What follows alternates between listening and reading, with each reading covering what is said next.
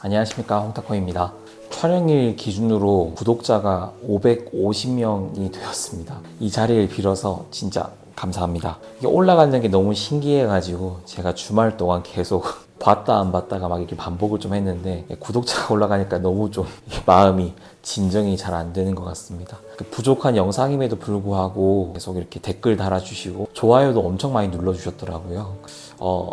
네, 구독까지 눌러주셔서 진짜 감사합니다. 그리고 상담처럼 학생들도 이렇게 댓글 달고 있는데요. 네, 편하게 댓글 달아주시면 됩니다. 제가 알고 있는 선에서는 최선을 다해서 도움 드릴 수 있도록 할 거고요. 그리고 학부모님들께도 혹시나 궁금한 점이 있거나 하시면은 편하게 댓글 남겨주세요. 그러면은 제가 늦지 않게 최선을 다해서 댓글 달아드려 보도록 하겠습니다. 네, 감사합니다. 오늘 카메라를 켠 거는 다름이 아니라 그 선행학습에 대한 이야기를 조금 드려보고 싶어서 한번 제가 카메라를 켰는데요. 제가 생각했을 때 선행학습을 꼭 해야 되느냐라고 하면 저는 아니라고 얘기를 하고 싶어요. 저는 선행학습 꼭 해야 되냐? 아니다. 그러나 선행학습 없이 높은 성적이 나오기는 솔직하게 말하면 그렇게 쉽지는 않은 것 같습니다. 무슨 소리냐면 학교 마치고 와서 복습하고 그 복습한 걸 다시 창의적으로 사고력을 이용해 가지고 스스로 생각할 수 있게끔 노력을 한다. 그리고 그것을 연습을 한다. 그리고 시험을 치면 성적이 잘 나온다 까지 이렇게 가는 게 보통 약간 로망이라면 로망인데, 그게 현실적으로 쉽지는 않단 말이죠. 왜냐하면 친구들도 만나야 되고, 그리고 공부를 할 수 없는 컨디션이 될 수도 있어요. 건강 문제가 있다든지. 그렇기 때문에 선행학습을 미리 하면서 공부를 접하는 게 국룰이라고 하면 국룰이 될 수도 있습니다. 그래서 완전 어렸을 때부터 선행학습을 시키는 경우도 있지만은, 제가 생각했을 때, 제가 만약에 자녀를 낳아서 그 자녀를 기른다고 했을 때 저는 2번의 타이밍이 있다고 생각을 합니다. 선행학습이라고 하면. 아니요, 조금 더 나아가면은 3가지까지는 있을 것 같아요. 그래서 이 3가지 시기에 대한 이야기를 한번 드려보고, 그러면은 그 3가지 시기에 어떤 식으로 공부를 하면 좋겠냐라는 이야기를 한번 답변을 드려보려고 합니다. 그러면 한번 빨리 시작을 한번 해보도록 할게요. 첫 번째입니다. 초등학교 4학년에서 5학년 넘어가는 그 시기가 저는 좀 중요하다고 생각을 합니다. 이유는 초등학교 5학년 들어가면요, 분수랑 소수, 그 다음에 이제 대칭, 대응 이런 것들을 배우는 걸로 저는 알고 있는데요. 분수, 소수 개념이 나오기 시작을 하면서 그때부터 계산을 어려워하거나 공부를 귀찮아서 포기하시는 분들이, 포기하는 학생들이 나오기 시작을 합니다. 그때 좀 어려워해요, 많이. 분수, 소수 개념이 들어가면서부터요. 제 경험상 그런데요. 그때 학생들을 빨리 잡을 수 있다면 빨리 공부할 수 있게끔 만들어주는 게 학부모님께 좀 필요할 것 같다는 생각이 들어요. 그래서 초등학교 4학년 때부터는 곱셈 나눗셈이 조금 더 심화가 들어가게 되는데, 초등학교 1, 2, 3학년 정도만 그래도 학교 잘 다니고, 그 다음에 학교 끝난 다음에 어머니랑 공부할 수도 있고, 그 공부만으로도 초등학교 4학년까지는 어렵진 않게 소화할 수 있습니다. 근데 그것을 믿고 가만히 있다가 초등학교 5학년 때, 그때부터 갑자기 약간 이상하다, 쎄하다 느끼시는 분들이 있어요. 근데 학생들은 그런 걸 잘 못 느끼죠. 다 대부분 이렇게 얘기합니다. 실수였다. 실수였고 다음엔 잘할 수 있을 거다라고 넘어가는 학생들이 진짜 갑자기 급증하게 됩니다. 그거는 제가 항상 아이들한테 하는 잔소리 중에 하나인데, 실수가 반복되면 그건 실력이다라고 얘기하는데 애들은 대부분 그걸 인정을 하지 않아요. 아니, 시험 보면 잘 나올 텐데요, 왜? 연습할 때 안 나와도 시험 칠 땐 잘할게요. 시험 칠 때 약분할게요. 이렇게 되는 케이스가 좀 있어요. 연습할 때는 귀찮으니까 대충 하고 제가 시험 칠 때는 제대로 할게요, 이러시는 분들도 있습니다. 그런 학생들도 있어요. 근데 그게 몸에 배는 거죠. 습관이 배는 거죠. 이상한 습관이. 약분 안 하는 게 익숙해지고, 소수의 곱셈 나눗셈을 하는 것 자체를 어려워하고 싫고 귀찮아하는 학생들이 증가하는 시기가 초등학교 5학년이지 않을까 싶습니다. 이 시기에는 선행학습을 시작하고자 하시는 분들이 계시고, 학생이 선행학습을 할 수 있는 상태라고 하면은 이때부터 시작을 하셔도 저는 괜찮을 것 같다는 생각이 듭니다. 그리고 학원마다 다르겠지만은 초등학교 6학년 공부를 하면서 중학교 1학년, 2학년 과정을 같이 시작하는 학원도 있는 걸로 저는 알고 있습니다. 이 시기에 조금만 학부모님께서 신경을 써주시고, 그리고 복습할 수 있는 환경을 만들어 주신다고 하면은 제일 좋은 타이밍이 아닐까 생각을 합니다. 2번째입니다. 2번째는 중학교 1학년에서 2학년 넘어가는 타이밍이에요. 중학교 1학년 시험을 안 치더라고요. 이거는 저도 되게 놀랐는데 고등부만 맡았어가지고 제가 잘 몰랐나 봐요. 죄송합니다. 저희 동네 같은 경우에는 1학년 때 2학기 때만 시험을 치는 것 같았습니다.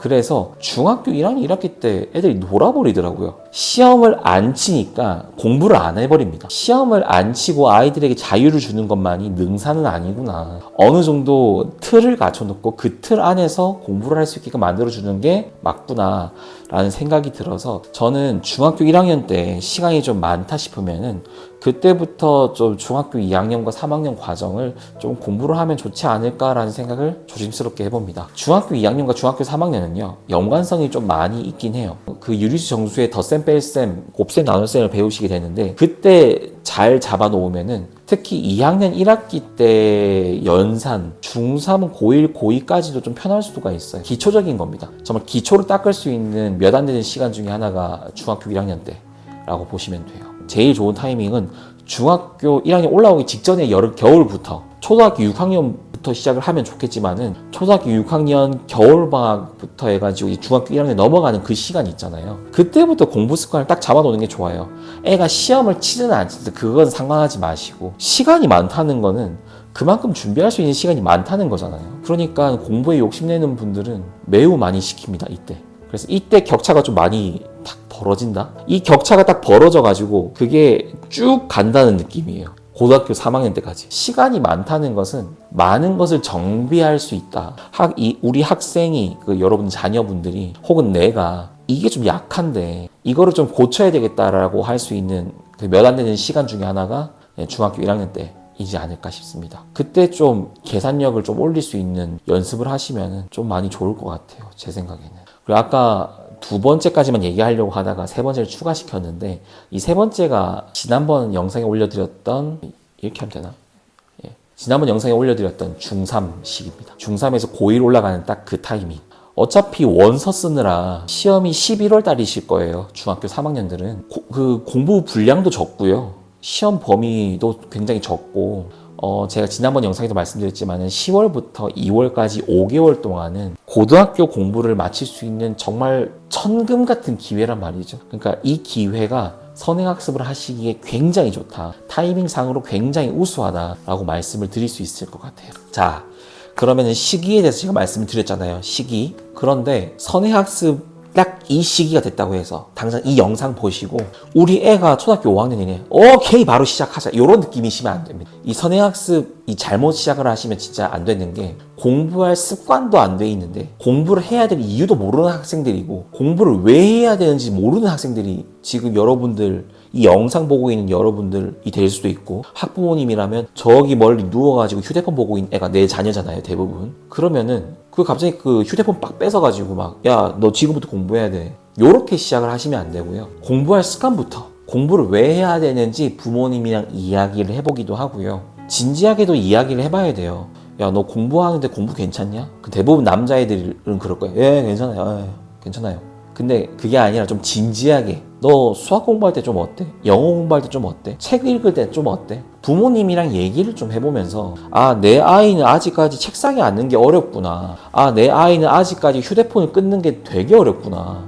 내 아이는 아직까지 친구들이랑 노는 게 너무 좋구나. 그러고 이렇게 아마 아이들의 스타일이 나오게 될 거예요. 그러면 거기에 맞춰서 아이들을 기다려줘야 된다고 하면 기다려줘야 되고요. 그리고 당장 급하면 급한 대로 빨리 조치를 취해야 되는 학생들도 좀 많이 있어요. 이거는 제가 다음에 좀 다루면 좋겠는데 왜냐면 당장 공부를 하자고 해서 공부에 약간 경기 일으키는 학생들이 있어요.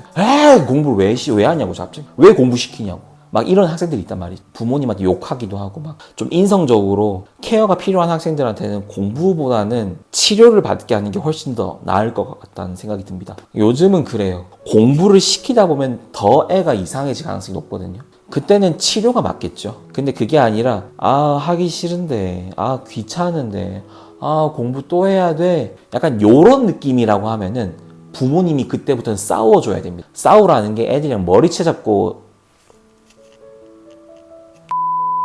멱살 잡고 싸우라는 게 아니고 애가 휴대폰을 너무 많이 해요. 그럼 애들 앉혀가지고 엄마 아빠가 생각했을 때는 너 지금 또 공부해야 될 시기라고 생각해. 네 생각은 어때? 애가 쭈뼛쭈뼛 할 거예요. 그래서 뭐 애 이름이 철수라고 치면은 철수야, 엄마랑 아빠는 철수가 머리 나쁘다고 생각하지 않는다. 그리고 철수가 부끄럽다고 생각하지도 않는다. 근데 철수가 지금 중학생이면은 학생의 신분이 있지 않냐. 거기에 대한 최선을 다했으면 좋겠다. 엄마 아빠는. 그래서 철수는 엄마 아빠가 학원 보내줄 테니까 혹은 과외 선생님 붙여줄 테니까 한번 공부 시작해보자. 철수는 어떻게 생각해? 그러면은 아이들 입장에서도 네 해볼게요. 그리고 싫은데. 그러면 이제 부모님이 좀 더 케어를 하는 거죠. 근데 이런 식으로 부모님이 아무리 착하고 아무리 온화하게 말씀을 드려도 말을 해도 애한테 어머니 저 이제부터 공부 열심히 할 거예요. 이런 학생은 없어요. 미친 거죠 그거는. 아니 없어요. 진짜 없어요 진짜. 그거는 진짜 없어요. 마치 우리 애는 공부할 때 되면 진짜 열심히 할 거야 라고 이게 막 희망회로를 돌리시는데 아닙니다. 진짜 안 그래요. 절대 그런 학생 없어요. 정말 없어요. 그러니까 그런 거를 아이들과 대화하는 거를 갑작스럽게 하지 말라는 거예요. 갑작스럽게 하지 말고 아이들과 유대관계를 초등학생 때부터 혹은 조금 늦었다고 하면은 중학생 때부터라도 유대감을 조금씩 유지하면서 아빠가 이 엄마가 내 편이구나 라는 것을 알면서 공부할 수 있도록 유도를 해야 되지 갑자기 공부해라 공부 안 하면 용돈 끊어버릴 거다 공부 안 하면 휴대폰 압수할 거다 이렇게 해버리면 애들 입장에서는 그냥 채찍 들고 있는 약간 조련사 느낌이 난단 말이에요. 그러니까 그러지 말고 아이들과 좀 교류를 많이 하셨으면 좋겠어요. 요즘 날씨 좋죠. 약간 쌀쌀하긴 하지만 바람도 불고 좋잖아요. 그러니까 아이들이랑 산책도 좀 하면서 요즘 뭐 불꽃 축제라든지 아마 야간 개장하는 게 있을 거예요. 저는 수원 근처에 살다 보니까 수원에 야간 행궁 막 개장하고 막 그랬던데 아이들과 한번 이렇게 정서적으로 교감을 하면서 공부를 유도하셨으면 좋겠어요. 바로 그냥 막 책상에 앉혀가지고 막 공부시키고 그렇게 하지 마시고. 그치만 부모님이 항상 일관적이셔야 됩니다. 한 명은 공부해도 된다, 한 명은 공부 안 해도 된다. 이러지 마세요. 자기는 공부하기 싫으니까 당연히 공부 안 시키는 사람 편이 되겠죠. 아빠가 야 우리 딸 공부시키지 마. 이쁘니까 연예인 해도 되겠다. 중3, 고1, 고2 되고 있는데 그러지 마시라는 거죠. 어머니, 아버지가 먼저 이야기를 해서 서로 같은 편이 되셔야 됩니다. 같은 편. 우리 아이를 족치려고 같은 편이 되라는 게 아니라 우리 아이가 흔들리지 않게끔 같은 방향을 보고 지탱해 주라는 거예요, 지금. 제가 드리는 말씀은 딱 그거예요. 아니, 선생님 공부시키는데 대체 무슨 그런 가정 이야기까지 나옵니까? 가정에서 안정적이어야 애가 편안하게 공부를 할 수 있고 애가 편안하게 꿈을 꿀 수가 있어요. 선행학습에 대한 욕심 있으셔도 돼요. 근데 학생의 상황에 맞춰서 꼭 시작해 주세요. 늦은 건 늦은 거죠. 늦은 건 늦은 겁니다. 저는 고등학생들 학습법에 대한 영상을 아마 거의 안 찍을 거예요. 왜냐하면 고등학생 때는 정말 달라지기 힘들거든요. 그렇다고 해서 기회가 없는 건 아니에요. 고등학생들 이거 보고 막 기분 나빠하실 필요 없어요. 다만 이제 선행학습을 앞두고 계시고 선행학습을 앞둔 자녀를 데리고 있는 학부모님들께서 좀 궁금해하실까봐 이렇게 제가 영상을 한번 찍게 됐습니다. 모쪼록 제가 항상 영상 때도 다른 영상도 말씀을 드리는 거지만은 제 영상이 답은 아닙니다.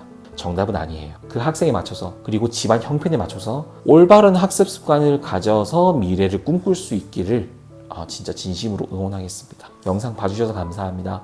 홍타코였습니다.